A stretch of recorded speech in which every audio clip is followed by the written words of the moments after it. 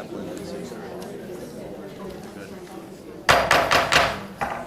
Good evening. I'd like to call to order the Lacey Township Board of Education special meeting, adoption of the 2019-2020 budget, May 6th, 2019. We please rise for the Pledge of Allegiance. Pledge allegiance to the flag of the United States of America and to the republic for which it stands, one nation, under God, indivisible, with liberty and justice for all.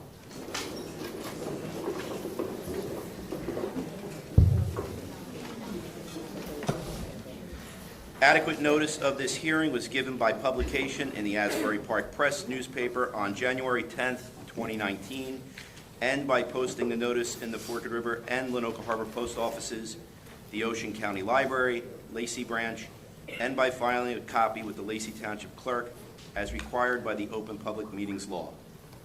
Mr. DeGeorge, can I have a roll call, please? Mr. Horvath. Here. Mrs. DeSenza. Here. Mr. Riggs. Here. Mr. DeBlas. Mrs. Downing. Here. Mr. Morandi. Here. Mr. Giordano. Here. We have a quorum. Excellent.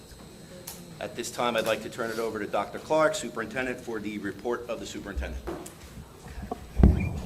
Thank you, Mr. Giordano. At this time, I'm going to ask the board members to make their way over to seats so that Mr. DeGeorge and I can present the final budget.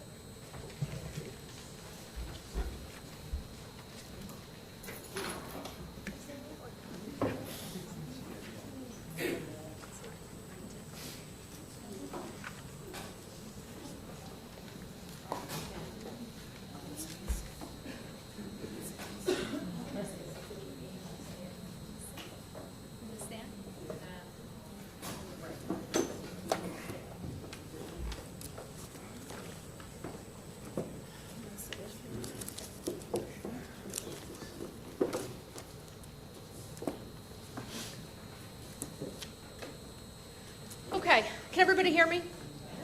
Okay, good evening. The purpose of tonight's board meeting is, special board meeting, is to present the final budget. So if you recall, Mr. DeGeorge, back in September, presented the budget preliminarily, actually not the budget, I should say, the steps on how we arrived at this point this evening. As we've mentioned many times, the budget process begins when school begins. So we've been working on this budget diligently since September, and it is a collaborative effort with our administrative team, our business administrator, our Board of Education, and so here we are tonight to present the final budget.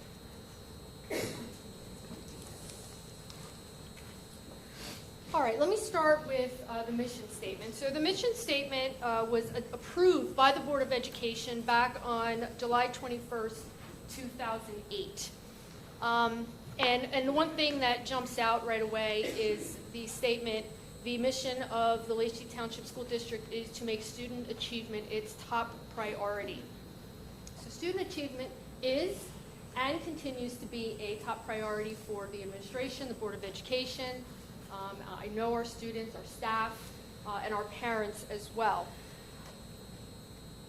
So it is fitting that the mission statement is going to serve as a focal point for when the Board of Education gets together on June 15th for a board retreat, where we will take a hard look at the mission statement and make some decisions about what needs to stay and what needs to go.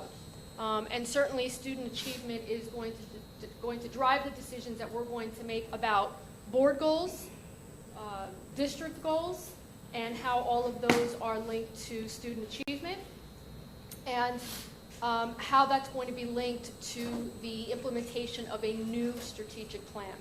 So the strategic plan that we had in place, its final year was this school year, and so that also is going to serve as a focal point for the board retreat on June 15th.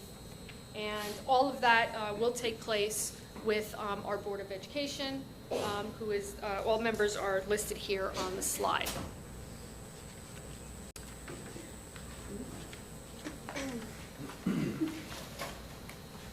Okay, so this slide is a representation of the path that we have taken from the tentative budget that was presented on March 18th to tonight's final budget. So in March, the board approved the tentative budget, which then included the reduction of 35 full-time paraprofessionals, the creation of 42 new part-time paraprofessional positions, and the restructure of 43 per diem paraprofessionals. So if you recall if you were here Thursday evening or if you watched the board meeting, I did talk about this, so I'm just reiterating how we've gotten from the tentative budget to the final. And I'll get to the other bullets in a minute.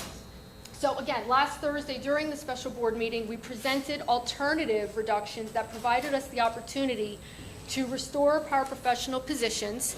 And you can see that third and fourth item on the list there.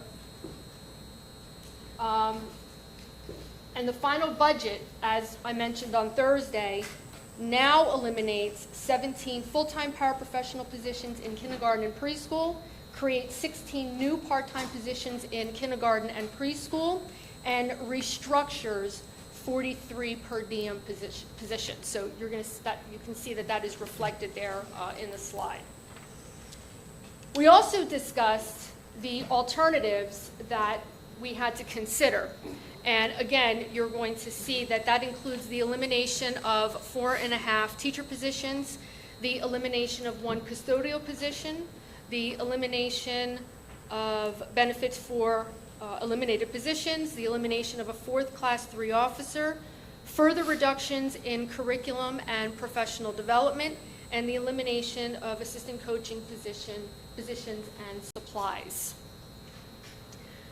And finally, since the tentative budgets, 2 items, which you can see are listed as item 1 and 2, have been added, which include replacing the boilers at the Mill Pond School and the addition of a track replacement at the high school. So this is a track replacement project. And as we have stated on many occasions, and we'll continue to state this and answer any questions that anybody has, we talked about it specifically, Mr. George talked about it specifically last Thursday, that funding for these projects is provided by capital reserve and not the operating budget. So it's a very important point that we will continue to make. So that is the path from the tentative budget to the final. So what we did back on March 18th and today being the final budget. So at this time, I'm going to ask Mr. DeGeorge to talk to us a little bit about the final budget being the 2019-2020 budget.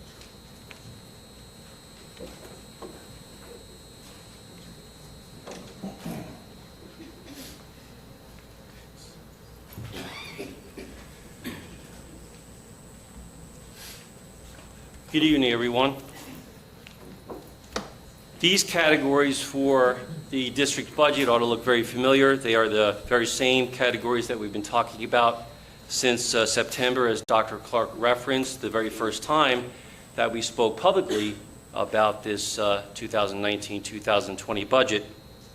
The categories are the operating budget, the big budget that runs the district, the grants budget, and the debt service budget. Things to note on this slide: the operating budget, again, although very slightly, has decreased year over year, demonstrating once again the board's commitment to fiscal responsibility to taxpayers to try to keep the budget as low as it possibly can. Also, the debt service budget we'll talk about in the next slide also reduced. So, debt service budget. On the left-hand side of the screen, you'll see the district's 2 current outstanding issues of debt, the original principal on that debt, the rates, the terms, and under the right side, you will see that the P&I, or the principal and interest, that the district is budgeted to repay in the 2019-2020 school year is just over $3.7 million. After doing that, the principal balance will fall to below $20 million, which is good. The district is doing its job to decrease and to pay off its obligations to the taxpayers. Also to note, in the next school year, the 2020-2021 school year, debt service will once again fall by about $30,000. Grants, very important, albeit very small components of our budget. You'll see these categories are the same that we've been talking about all year long. ESSA, or Title I, it used to be called, NCLB rather, IDEA, the Special Education Grant, and other grants which are sort of more local grants. As has been the district's practice, we budget typically for the coming year between 80 and 85% of the current year's actual, which is, once again, what we did. Also to note that because we really can't count on Title IV money, the ESSA grant does not include any projection for Title IV funds. On the revenue side, again, to be consistent, the district presents the very same categories of operating revenue in the operating or largest budget that the district has. The local tax levy being by far the biggest component, and as we've discussed, we are capped at 2%. The district does not have any waivers available to it this year. The district also does not have banked cap that it can use in the coming budget. That will change in the 2020-2021 budget, but for now, the maximum tax levy increase is 2%. State aid, really the story of not only this, but the coming 5 or 6 budgets to follow, is the decrease in state aid that we've been talking about as a result of what is known to us as S2, the law. The fund balance. It's very important to understand fund balance. Fund balance to us is the excess that we have to use in a coming budget. It is critical to know that, as footnote 3 says, in the 17-18 school year, the district managed only $256,000 of excess surplus. And to help things out, we have borrowed $500,000 of what we think is going to be excess surplus for this school year in order to help balance our budget. The capital and maintenance reserve, really, the story is what Dr. Clark said. The board has authorized the completion of the boiler replacement project at the Mill Pond School, as well as the track replacement project at the high school. Both of them funded not out of tax levy, state aid, or any other source, except the district's capital reserve funds. Important also to note that these projects are two of a very long list of health and safety related capital projects the district needs to take a look at over the coming years. The list after this includes the replacement of burglar and fire alarm systems, the replacement of public address systems, the addition of exterior lighting for health and for safety. Miscellaneous, as always, includes the sale of SREX, facilities use, and so on and so forth.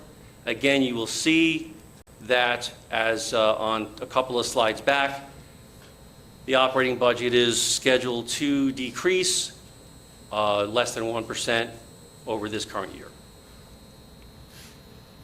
Appropriations, the other side of the budget. These rolled up categories, which you're going to see in your advertised budget that you probably have tonight as an attachment. I'm going to point out attention to just a few of them, specifically tuition. This is the money that we appropriate to out-of-district tuition for out-of-district students. It is decreasing not because we're cutting tuition, but because the special education department projects that between a slightly lower number of children to be sent out of district in its projection, as well as the aging out of certain students on the far end and the aging in of students on the low end, as well as the combination of change of schools, the projection is that tuition costs will decrease in the coming school year. Related services, very important. We spoke a little bit about this last time on Thursday. The decrease, again, is not in any way, shape, or form due to any cuts, any willful reductions by the district in related services. What happens is that it's a combination of things. Salaries increase about $22,000, supplies increase about $1,000, and there's about a $90,000+ estimated reduction in related services for the very same reason, that our special education director and his staff have looked at the amount of students, their projected needs, and the cost of those needs, and it's a variance, albeit slight, that related services costs will decrease in the coming school year. Continuing, just a couple of things. The staff training reduction, again, this is a cut. Clearly, no question about it. You heard Dr. Clark talk about it. There was, before this evening, a significant reduction in the amount of very badly needed staff professional development, and tonight's addition to that cut, it's a cut. It's not a variance in any way, shape, or form. So the district willfully reduced its projected appropriation for professional development. Information technology. We are not cutting information technology.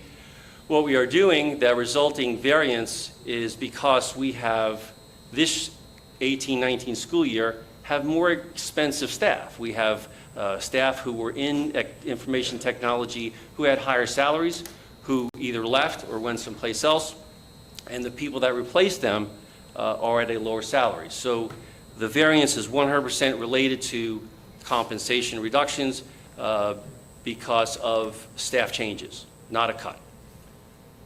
Benefits.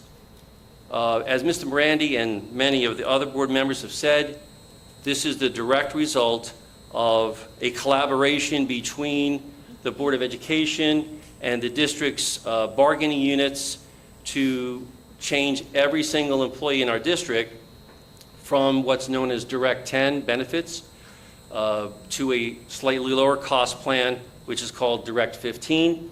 So by July 1, every single employee in our district will have a base plan of the lower cost Direct 15. So another example of the positive way in which the board and our bargaining unit leadership have worked together. Capital outlay decreases, really a math issue. We simply have more capital projects in this 18-19 school year than we are projecting having in the coming school year. And that makes sense if you think about it, because if you track through the history of the kind of capital expenditures the board has made over the past 4 budgets, after this year, it will have about $600,000 left for projects that are estimated to cost in excess of $25 million. So the board is going to have its hands full trying to get some of the other aforementioned projects done unless it finds another source of revenue. Per pupil costs, those who were here on the March meeting, these are the same numbers that you saw back then. We have no reason to increase our projected enrollment. We are wishing that we did. We are hoping that we do. But these, as of right now, are the projected per pupil cost in those categories. And we put these resources or references so that you can go ahead and take a look for yourself. Property taxes. So a couple of slides dedicated to property taxes. This slide is the first of a couple of calculation slides. So it's really saying that if we take the total taxes that the district is going to raise in the coming school year, divided by the property tax value of everything in town, which we get from our tax assessor, you get the tax rate for next year. So you'll see that the total of $51+ million is the total of the operating budget levy, as well as the debt service portion of the levy, divided by the valuation gives us our coming year tax rate. If you get your property value, this is how you calculate, a homeowner calculates his or her property taxes, school portion only. Whatever the assessor tells you your home is worth, divide it by 100, multiply it times the number that we just gave you on the previous slide, and that should be your property taxes for the coming year. So, year to year, what does it look like? This year to next year, we are told by the assessor that the average value of a home in town has increased just about $1,700. We know, we just calculated our next year tax rate. We know what our current tax rate is. The increase is 0.009. So if you multiply that out, given the formula that we just talked about on the previous slide, you'll see that for that average home, taxes will increase for the year $43.41, $3.62 for the month, and for those who talk pennies, it's less than 1 penny. And what you look at in order to determine the penny, under the tax rate column, the tax rate for 2018 is $1.31 in pennies. If you look at for next year, it's $1.32 in pennies. If you do the math and move the decimal over to the right 2 places, you get 0.9 pennies. It's important to folks in town to know what that number is. So what happens now? This week, we will have to post what's called the user-friendly budget on the district's website. There will be a link right on the main page because that's what the law says. And if you click that link, when it's up there, you'll be able to get what's known as the final user-friendly budget. By May 14th, we have to take all of the things in the final budget and submit them to the Department of Education. On July 1st, the 1920 budget is enacted. At the very same moment, the budget process for the 2020-2021 budget begins. We end the budget presentations where we began them in September by really pointing out the fact that budgeting is not just something we do for a couple of weeks in the year, but something we talk about every single month. And that is all that I have.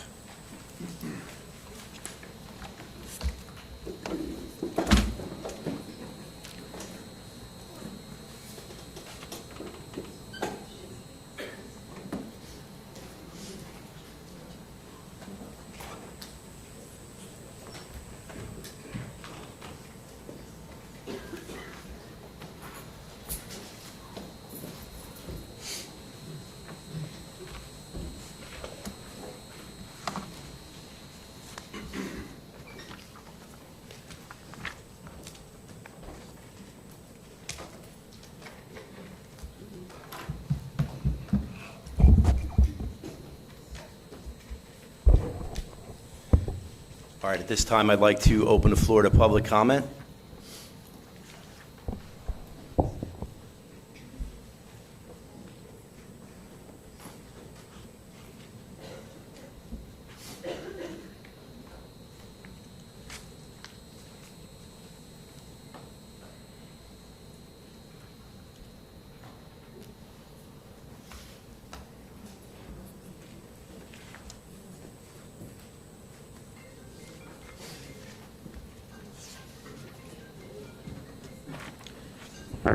Michael Ryan, President of the LTA. I just have a couple questions for you guys this evening.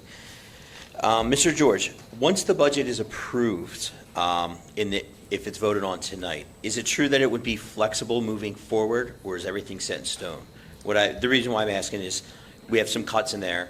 Moving forward, is a possibility those cuts could be tweaked or revisited moving forward once the budget is approved? Right. That's an excellent question. So those who happen to have been on hand at our October board meeting will have heard us talk about the management of a school district budget. And the very first thing that we say is that the budget is a plan, and the very next thing we say is that plans change. So not only can change happen? It's a surety that something that we've planned on is not going to happen quite the way that we planned. So yes, there is always room for change. Okay.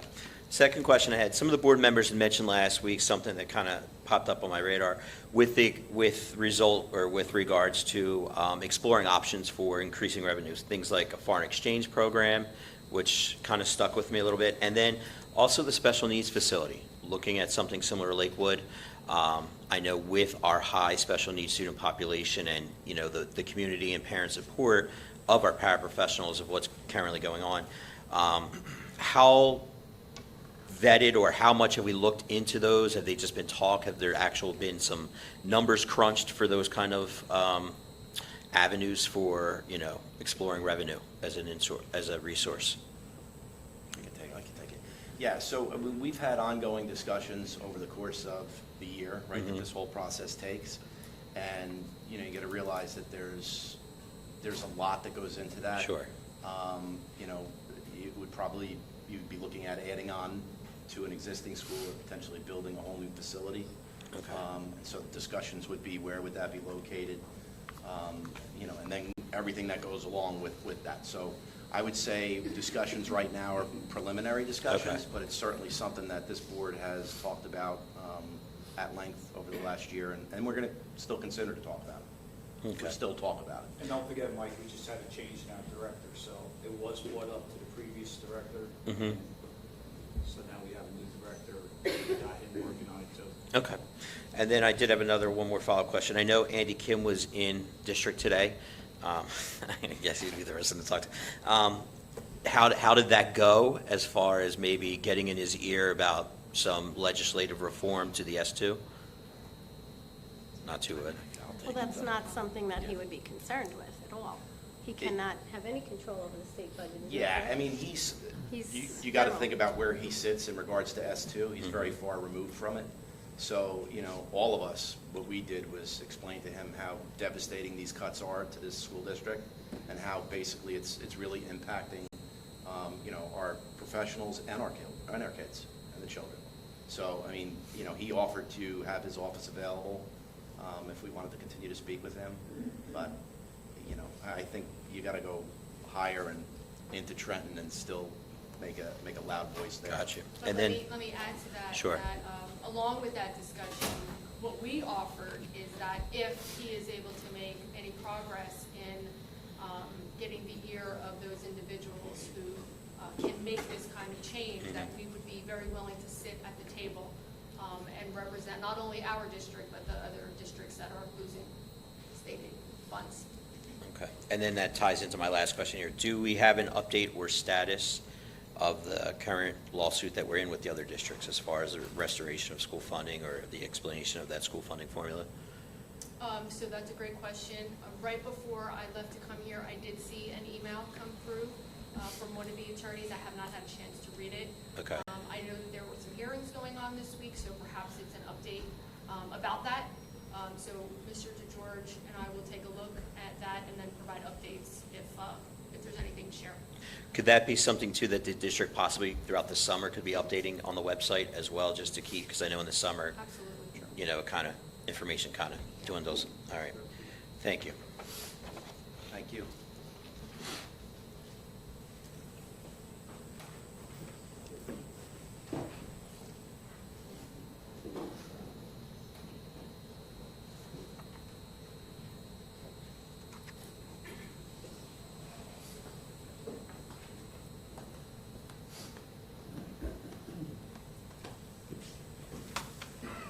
Hi, Dee Bahujian, Forked River. So of the 1.1 or so deficit, half of that is from the state, and the other half is from what? Grants that we missed?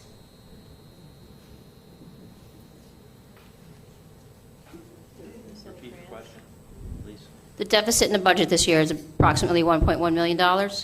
Half of that is from the S2 bill, correct? Or is it the whole amount?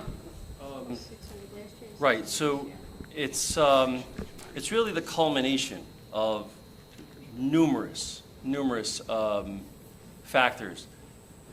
to try to capsulize it, it was a combination of our inability to raise revenue to cover certain fixed costs, plus the fact that despite the fact that we cut costs as much as we could, we still had a preliminary budget which saw $1.1 million more in cost than we could raise in revenue. It isn't in any way tied directly to state aid, because that's just one of numerous components that results. Because remember, The state aid you approximated was between $500,000 and $600,000 at the last meetings?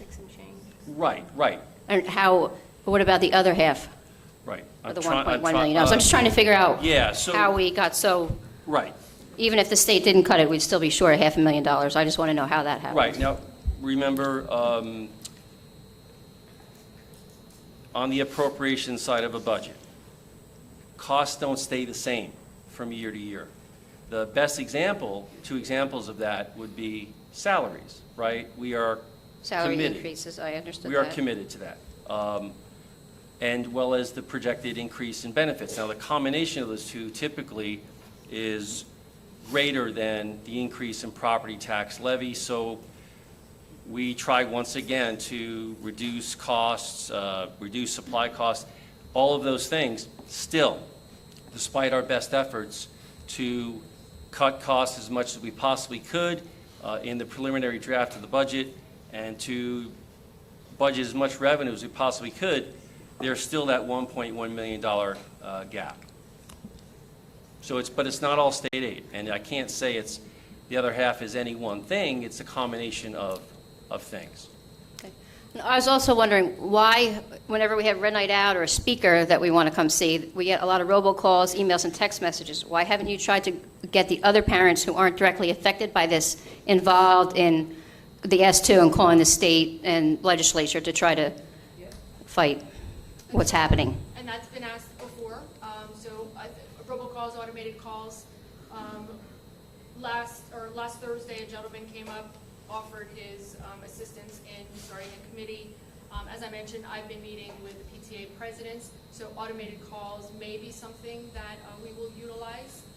It just seems something that, Sure. whenever you want us to come to something, we get a lot of those, but Great suggestion. people that aren't affected don't have any idea what's really going on.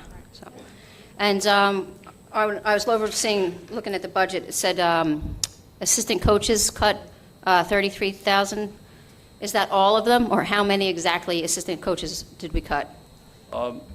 Because you might imagine that maybe these coaches themselves don't know, we can't say specifically which ones, but they are generally more in the assistant coaches area. How many assistant coaches will be left specifically after this? I think the best answer I can give you is a sufficient number. Oh, that's what I can't- wanted to know. I can't really say because Right, we just. Special ed, it's cut, not gonna- It's not going to athletics. hurt the Right. programs, it's not going to be able to reduce programs. thank you.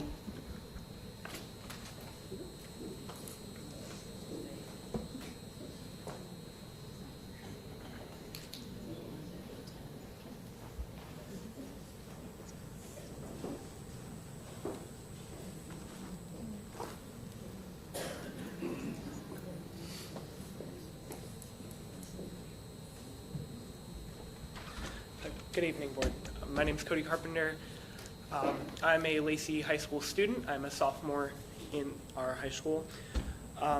For those who were not here last week when I had spoken with 2 peers, we had come to talk about a termination of a beloved teacher of ours. And we had a sense brought upon us that we weren't taken very seriously. And so to continue the petitioning we had done, we have now raised 600 signatures to rally behind our cause. And I'd just like to ask the board a couple questions. Of course, I don't mean this in any sort of derogatory sense or any sort of malice behind it, just curiosity and hope for the future. As of actually this morning, njschooljobs.com has opened a job listing for teacher of math and special education as an anticipated opening And I would just like to ask the board if there was any rice notice made to the teacher regarding this anticipated opening. So Cody, thank you once again. Let me just start by saying that when you spoke on Thursday, we did take it very seriously. I commended you, and I commend you again for coming out. I know it's not an easy thing to do. As I mentioned on Thursday, it is a personnel matter, so we are very limited in what we are able to discuss in public, which is why I asked you to give me a call or come see me.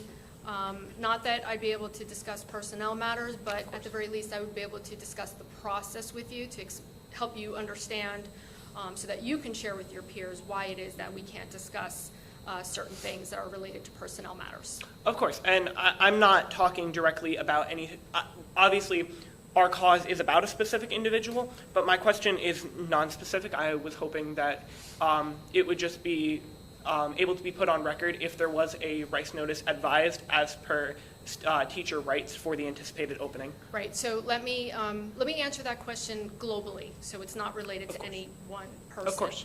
Whenever the board discusses the employment status of an individual, that individual is sent a rice notice. However, there is legislation that governs when a rice notice is appropriate. And those are the things that I could probably go over with you that would help you understand the process a little bit better.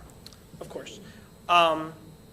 You had also mentioned last week, I believe I'm quoting Dr. Clark on this, I could be incorrect, that there were no direct loss of teachers related to budget cuts. Is that correct? No, actually, I just went over the slide that when we reconsidered reductions, we are going to see the reduction of 4.5 teachers. Okay, and that is due to budget cuts, correct? That is due to budget cuts, correct. Great. As a final note, we just ask that, again, obviously we have raised a sizable amount of the community to agree with us upon Mr. Hayes' employment status, and as I am aware that you guys can't talk about personnel matters, we just hope to, in a social manner, hopefully, in a community-to-community manner, I think in this room and at a lot of these meetings, there's a perceived sense of tensity between community members and board members, and I personally hope it's not that way. I think you guys have been doing a great job considering what you have taken on in this year and in the past few years. And I hope that just in a sense that we can, as a community, hopefully sit down and just all speak as human beings and as individuals rather than as people of positions and people of just general community. Just as a final note, we offer an olive branch to any one of the board members that would like to talk to us. We've recently gotten in contact with major news organizations in New Jersey and in New York, hoping to spread the message further because we agree, and many other community members, just upon hearing what the students have to say about our teachers, believe that since the school's message is student achievement as our top priority, that we believe that the teachers that are causing this achievement deserve better treatment. And actually, just as a final question to anyone who may know, is it legal for a school, not a school district, to decide on the termination of an employee? Is it legal for a school as an entity, not the school district, to decide that? So I think I understand your question correctly. Under the teacher tenure law, it is the managerial prerogative of a district to take that kind of action. Okay, it is not the managerial prerogative of the school, correct? It's the managerial prerogative of the district, and by that, each school operates under that umbrella. Okay. So, thank you very much for your time once again. You're welcome. Thank you for coming up and speaking again. Of course. Have a great night.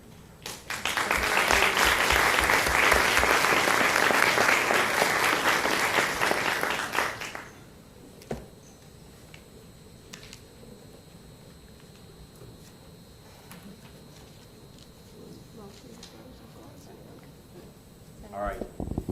Coming down? Seeing, well, Okay, she's coming down. Come on down. come on down.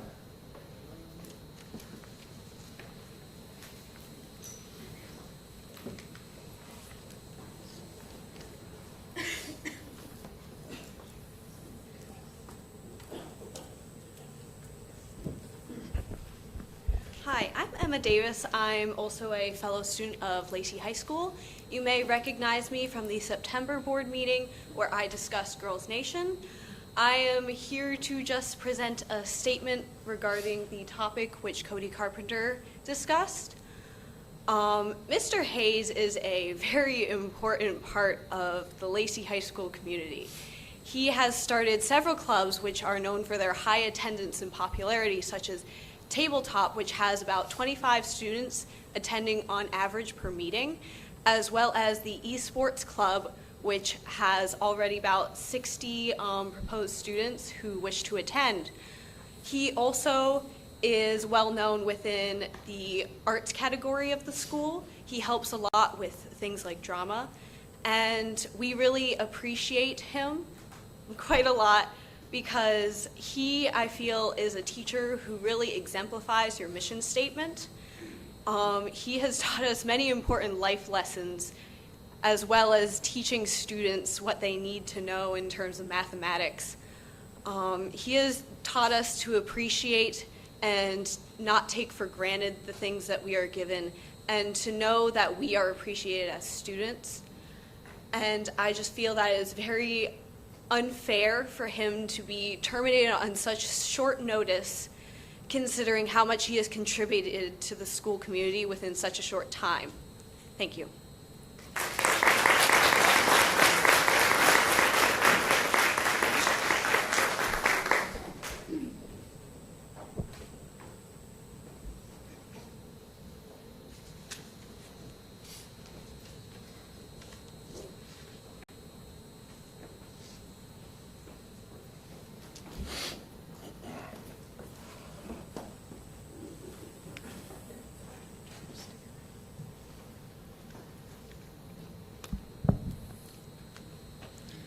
Hi, I'm Sophia Ferruzza.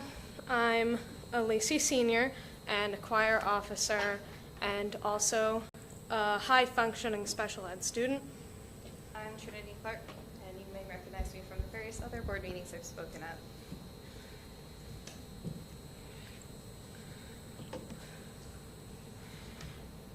I have a 504 and I take the treatment of special education students very seriously. I spent the entirety of my time in middle school doing my best to help in the special ed classrooms. The teachers and the administration can attribute to that if they remember me. I had a question about something you said earlier. If our mission statement is student achievement is our top priority, then why would the school and its district allow for the termination of such a highly respected teacher and role model? So, I'm sorry, Sophie, is it? I didn't hear you. So again, like I explained to Cody, it is a personnel matter, so unfortunately I can't answer that question specifically. I just want to ask real quick, just for my confusion, how do you get rid of 4.5 teacher positions? I'm sorry, I don't understand how you get rid of half of a position. That's a great question. I didn't understand either. Point 5 is part-time. Okay, thank you. Sorry. Great question, though. Okay, thank you. Thank you for your time, guys. Thank you. Thank you.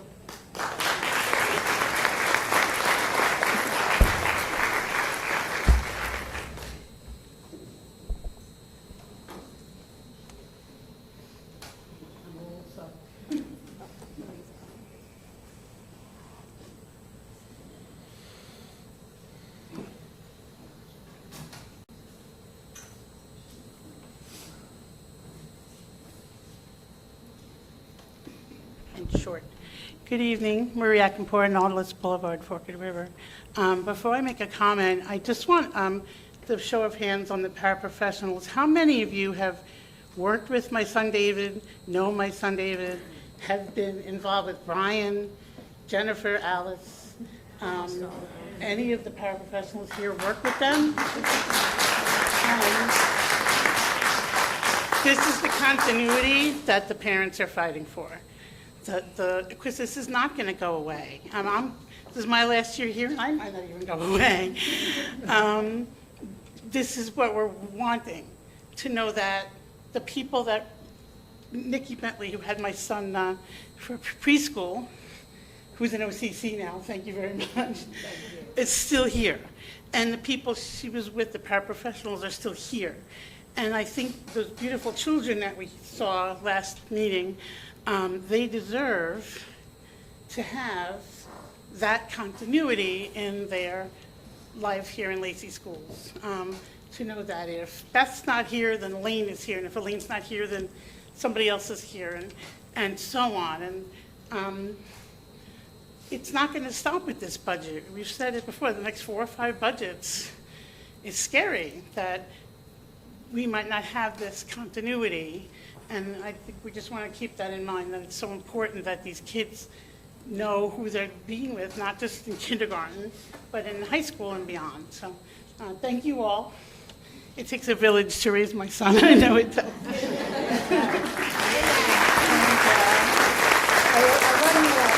Thank you. Thank you, Marie.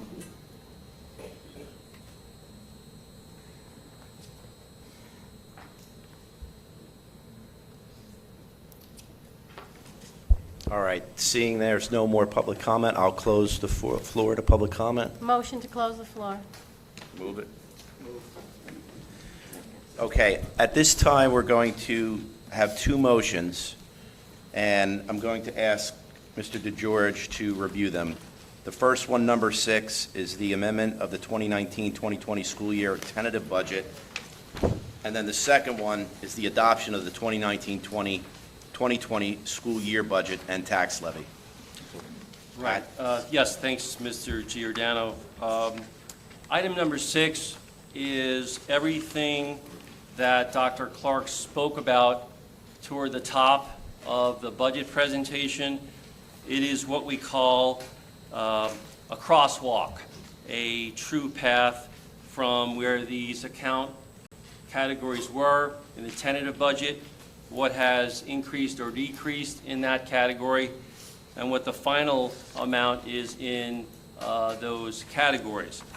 It's not surprising to know that the net result of all of that matches exactly with what Dr. Clark outlined in her comments this evening. It is exactly what we will do when the budget application is opened for me tomorrow by the county office to make these additions and deletions in the budget so that the final budget is what we have reported it to be. The second is a multi-part resolution, which is, in summary, the adoption of the final budget. You'll see there are a bunch of whereases, which is how people in our world speak. And at the middle of that resolution, there are some numbers which match up exactly to the numbers that we saw on the slide deck. By the way, that slide deck will be up on our website at some point tomorrow. We are also required by law to have the travel and related expense reimbursement for the budget. And we have authorization for us to, by the board, implement or carry out the final budget. And then the last 2 are related. There are forms and schedules which need to be completed and provided to the municipality so that the municipality can provide to us on a monthly basis the tax levy money that the district has budgeted to receive. And that is an explanation. Okay. Number 6, move that the board amend the tentative budget for the 2019-2020 school year. Motion. Roll call. Mr. Horvath? Yes. Mrs. DeSenza? Yes. Mr. Riggs? Yes. Mrs. Downing? Yes. Mr. Morandi? Yes. Mr. Giordano? Yes. Number 7, move that the board adopt the budget for the 2019-2020 school year. Motion. Roll call. Mr. Horvath? Yes. Mrs. DeSenza? Yes. Mr. Riggs? Yes. Mrs. Downing? Yes. Mr. Morandi? Yes. Mr. Giordano? Yes.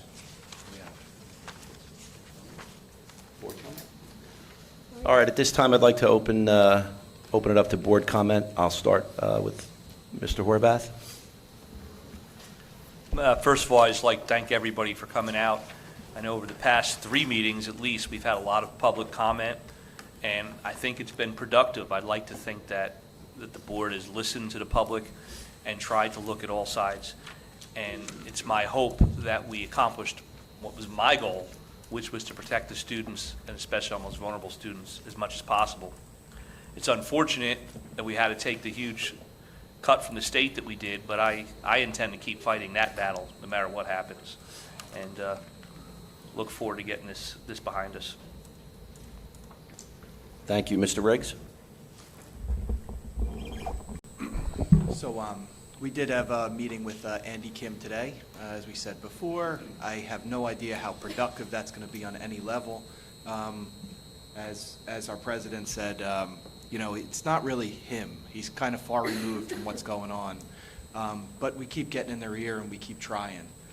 We keep pushing forward with our lawsuit, and we just keep trying on all the different angles. We did put that out to him too. If he needed anything from us, you know, reach out to us. If you need a bus full or 2 busfuls of us to go wherever you need, we put that offer out to him. So we hope that this opened up a door for us. No idea which way it's going to go, though. But we did meet with him earlier today, so I don't know. That was it. Thank you. Thank you. Mrs. Downing? As I said last meeting, thank you for coming out. You were heard. That's why we went back and revised and worked harder on the budget. So thank you. Thank you for your comments. Thank you for your concerns. We really appreciate it. And I think that perhaps we shouldn't wait for Mr. Congressman Kim. I think we should start maybe getting our buses together now and start going.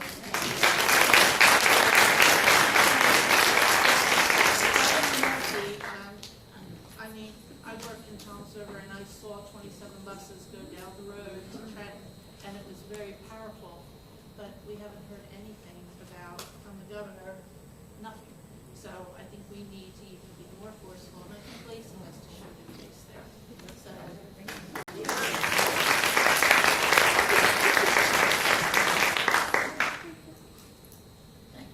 You're welcome.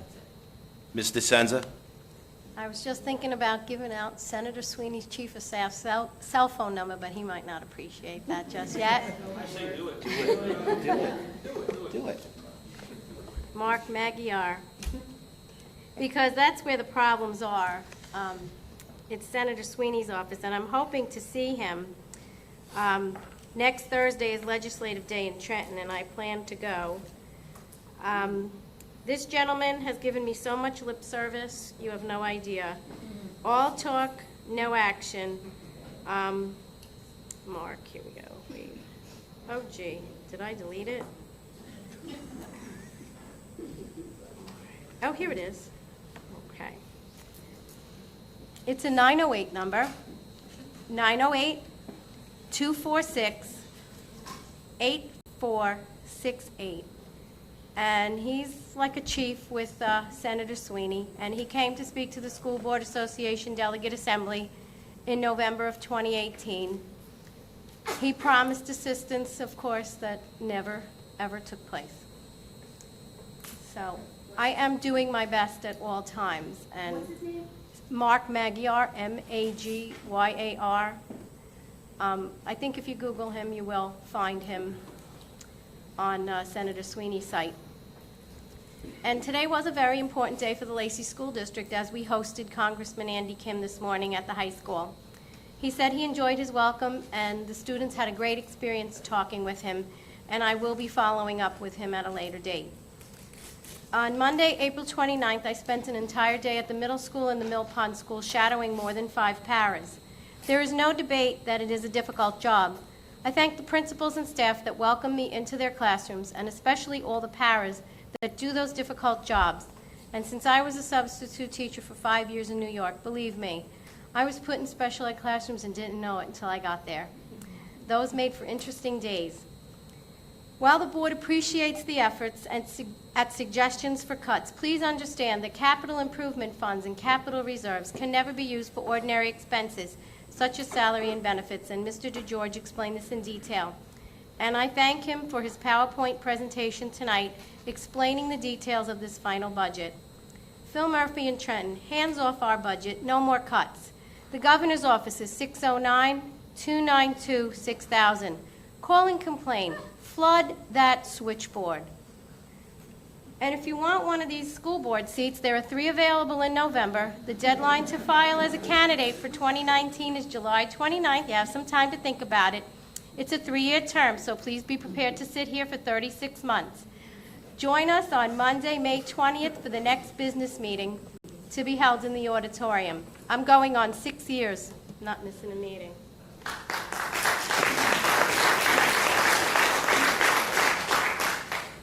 Thank you, Ms. DeSenza.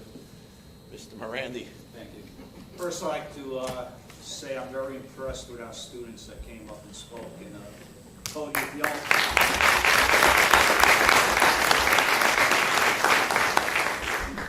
don't think we hear you guys and we don't take this to heart, we do, okay? We're not cold-blooded board members that don't care.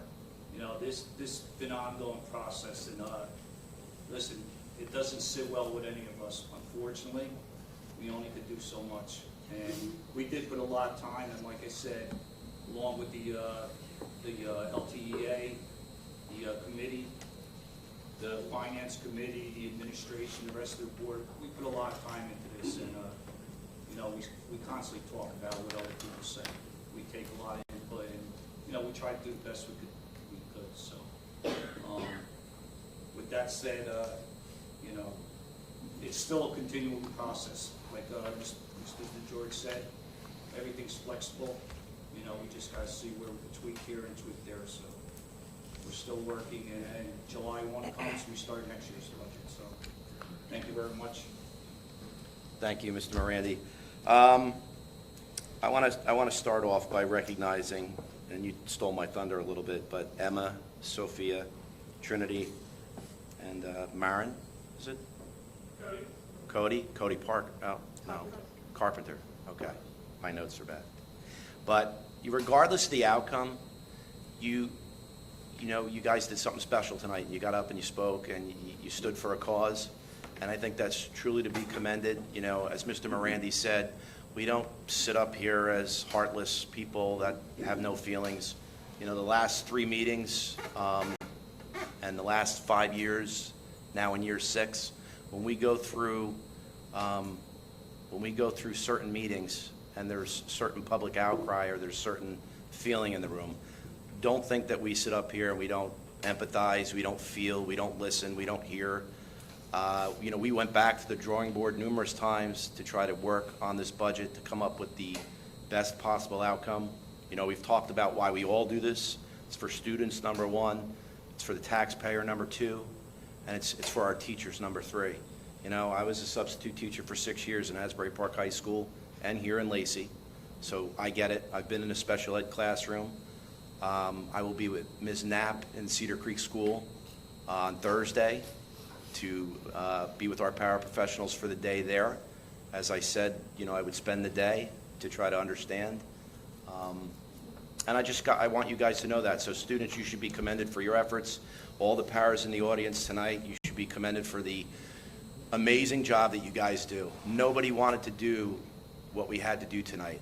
And we're very appreciative of those efforts, as are the students and their parents. So with that, I'll conclude my remarks and make a motion to adjourn the meeting. Motion to adjourn. All in favor?